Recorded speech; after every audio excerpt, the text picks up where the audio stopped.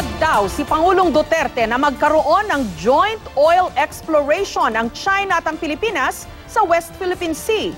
Bago nito, sinabi ng DOE o ang Department of Energy na posibleng matuloy na ang naunsyaming oil exploration sa Recto Bank sa West Philippine Sea. Sang-ayon naman dito ang Chinese Foreign Minister na si Wang Yi na ngayon narito sa Pilipinas. Dati ng kwenestyon sa Korte Suprema ang pagsama na madayuhan sa pagmina ng yamang dagat na sakop ng teritoryo ng Pilipinas. Live mula sa Quezon City, may report si JP Soriano. JP?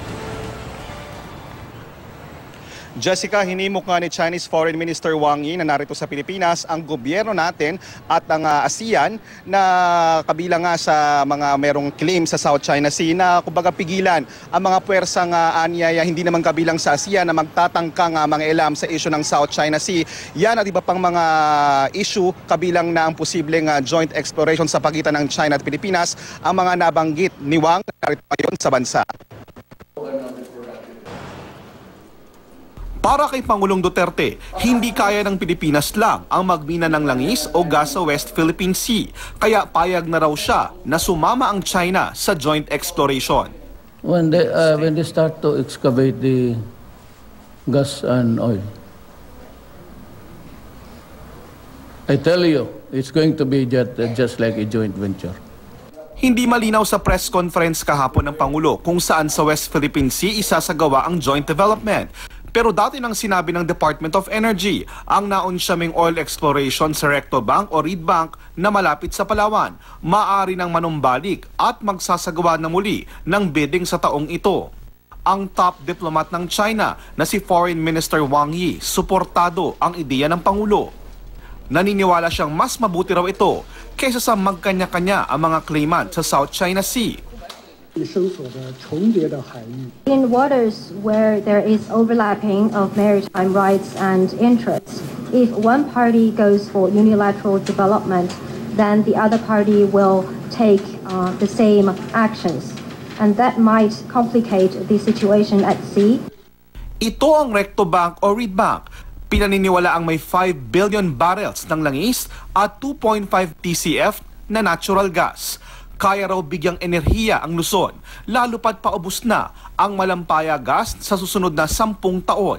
Pero hindi pa maumpisahan ang pagkuha ng langis at natural gas dito dahil ang kasunduan noon sa ilalim ng administrasyon ni Pangulong Arroyo at China ang Joint Marine Seismic Undertaking, kinuwestiyon sa Korte Suprema. Wala raw dapat karapatan ang mga dayuhan sa yamang dagat sa teritoryo ng Pilipinas. Sa tingin ni Foreign Affairs Secretary Alan Peter Cayetano, malalampasan ito ng Duterte administration. Pero anuman daw ang mapagkasunduan, dapat naaayon sa ating konstitusyon. In the 31 years of discussion, we have not found the wisdom to be able to push through to the next step. And we are praying that this generation, under President Xi and under President Duterte, will have the wisdom to find a way that these natural resources will benefit our people.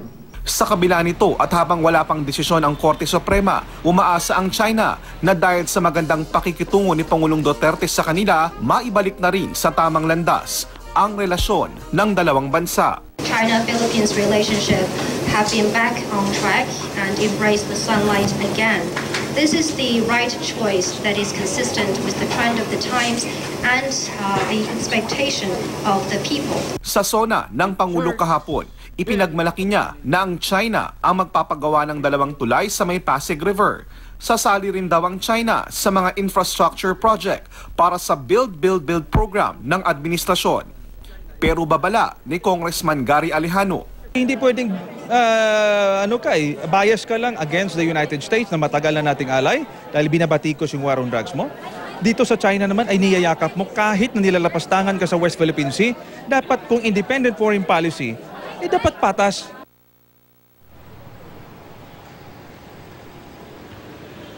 Pero Jessica, paglilinaw lang, dati nang sinabi ni Secretary of Foreign Affairs Alan Peter Cayetano na hindi pinahihintulutan ng gobyerno ng Pilipinas ang anumang bansa kabilang ng China na gumawa ng drilling operation sa Reed Bank. Isa nga ang Reed Bank sa mga teritoryong inaangkin ng China at ang Reed Bank ay kabilang nga sa exclusive economic zone ng Pilipinas. Samantala, sa August ay muling babalik dito si Foreign Minister Wang Yi sa Pilipinas upang dumalo sa ASEAN Ministerial Meeting at ASEAN Regional Forum kung saan inaasahan ding darating si US Secretary of State Rex Tillerson. Jessica? JP, sa pagkakaintindi ko, ito yung tinatawag na reciprocal visit ni Chinese Foreign Minister Wang Yi sa Pilipinas. Kasi nauna rito last month, last week of June, si Secretary Cayetano naman yung nagpunta ng China. So parang ito daw yung goodwill na in exchange naman na pagbisita naman ng foreign, kumbaga exchange deal sila. Nauna si Cayetano, ngayon naman si Minister Wang Yi ang narito. Tama, Ma'am Jess. In fact, ito yung katulad ng iyong nai-report at yung pagbisita sa China kamakailan. Bahagi nga ito ng inimbitahan ni Secretary Alan Peter Cayetano itong si kanyang counterpart sa China na si Wang Yi. Ito yung equivalent niya doon sa China bilang kagaya nga rin ng nabanggit noon dahil ito na nga daw yung tinuturing na golden age ng magandang relasyon ng China at ng Pilipinas. Yung kanina, yung ginawa nila is nagpirmahan silang Memorandum of Understanding. Doon nga natalakay nila yung mga pagpapatuloy ng development ng ginagawa nilang COC at ng framework. Kabilang na rin dyan, Jessica, yung ating nai-report, yung tungkol sa posibleng joint exploration. Pero idadagdag lang natin, sinasabi naman ni Secretary Alan Cayetano, ano man daw ang mapagkasunduan na sa kanilang gagawing framework, bago magkaroon ng anumang joint exploration, titayakin daw nila na ito ay naaayon sa ating Constitution. Jessica.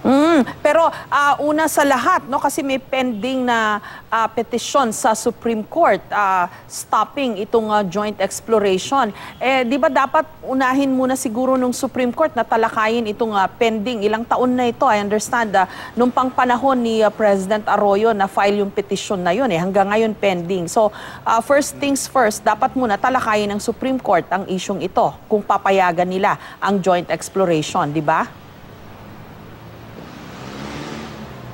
Tama, Jessica.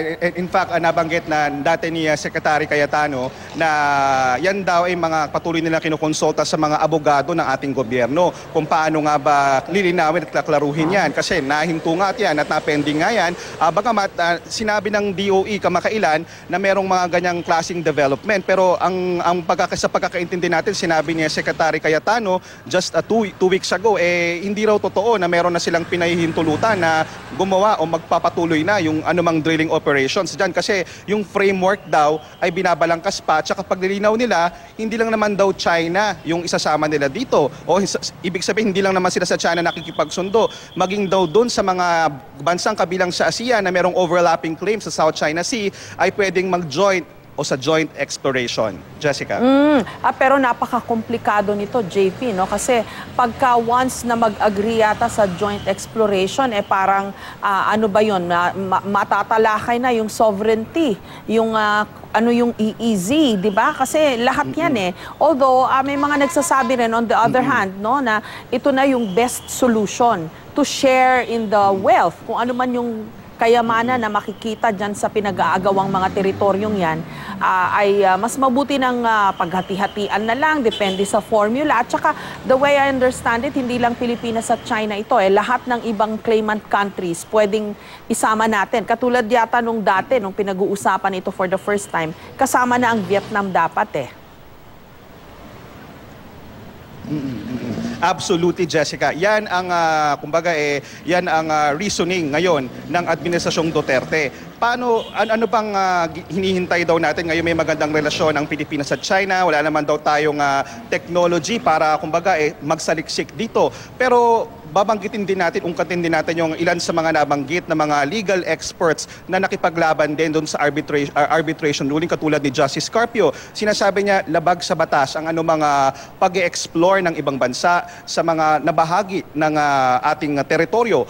Kung ating kiniklaim at inaward nga sa atin ng UN Arbitral Tribunal ang Reed Bank o nakabilang doon sa mga disputed territories, kung ito daw ay explore, meron daw malaking problema dito dahil parang give up na natin yung claims na yon. Pero syempre, sasabihin naman ng DFA, ang utos daw ni Pangulong Duterte, walang i-give up na anumang teritoryo o claims ng Pilipinas sa kanilang pakikipag-usap para magkaroon ng joint exploration dito sa South China Sea.